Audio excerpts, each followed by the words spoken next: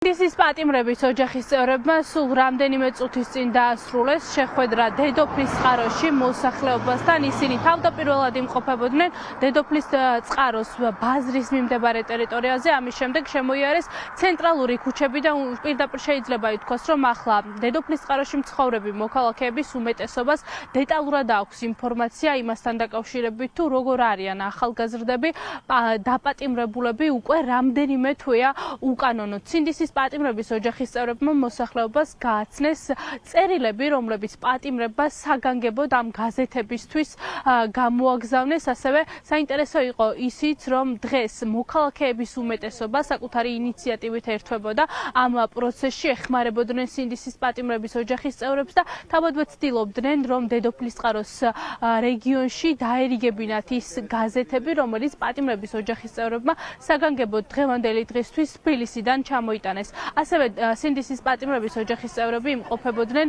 ელიაობის დღესასწაულზე. ეს დღესასწაული ორგანიზებული იყო ქართული ოცნების წევრების მიერ, იყო ღონისძიება დედაქალაქის ცენტრში და აქ მისულმა სინდისის პატიმრების ოჯახის წევრებმა დაურიგეს გაზეთები და წერილები იქ შეკრებილ ადამიანებს. ნაწილმა მათგანმა ეს წერილები აიღო, თუმცა მას შემდეგ რაც ხედავდნენ, რომ ამ ყველაფერს ქართული ოცნების მოქმედი წევრები, ვინც ადგილზე იმყოფებოდნენ, აფიქსირებდნენ, უკან უბრუნებდნენ სინდისის პატიმრების ოჯახის წევრებს. ოჯახის წევრები პირდაპირ ამბობენ, რომ ახლა ყველაზე მძიმე მდგომარეობა არის რეგიონებში, ამიტომ საჭიროა, რომ თითოეულ მოქალაქესთან მივიდეს ყველა სინდისის პატიმრის გზავნილი და მივიდეს ყველა სინდისის პატიმრის ოჯახის წევრის ტკივილი. ამიტომ ისინი სისტემატურად გააგრძელებენ რეგიონებში შეხვედრებს, იქნებიან იქ, სადაც დასჭირდება თითოეულ მოქალაქეს ინფორმირება იმასთან დაკავშირებით, თუ როგორ არიან ახალგაზრდები უკვე თვეების განმავლობაში უკანონო პატიმრობაში.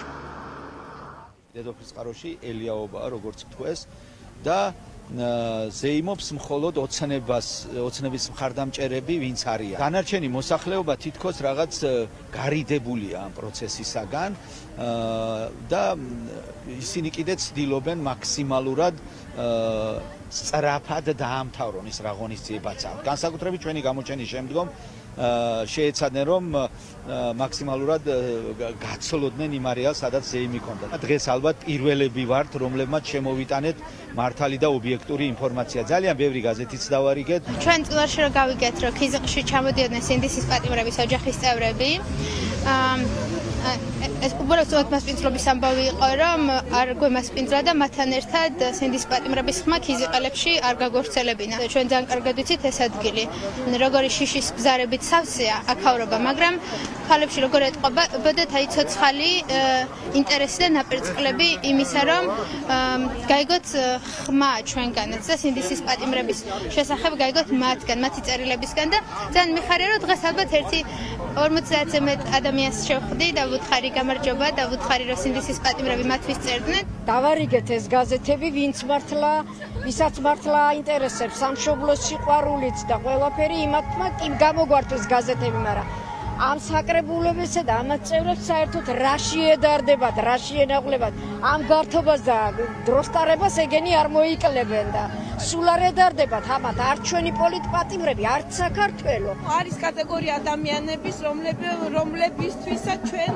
ნაცნობები ვართ, გვიცნობენ და ჩვენი პრობლემები იციან და აქედან გამომდინარე ქვეყანაში რა უსამართლობას სუფევს იციან და არის კატეგორია ადამიანების, ჩვენ უშუალოდ ახლა რაღაცა ქალაქის მერის ზეიმზე მოვხვდით და რაღაცა ადამიანების რაოდენობა იყო კატეგორიული, რომლებსაც არ აინტერესებდათ კატეგორიულად არ უნდათ გაზეთის გამორჩევა და თითქოს და ამ ქვეყანაში არ ცხოვრობენ.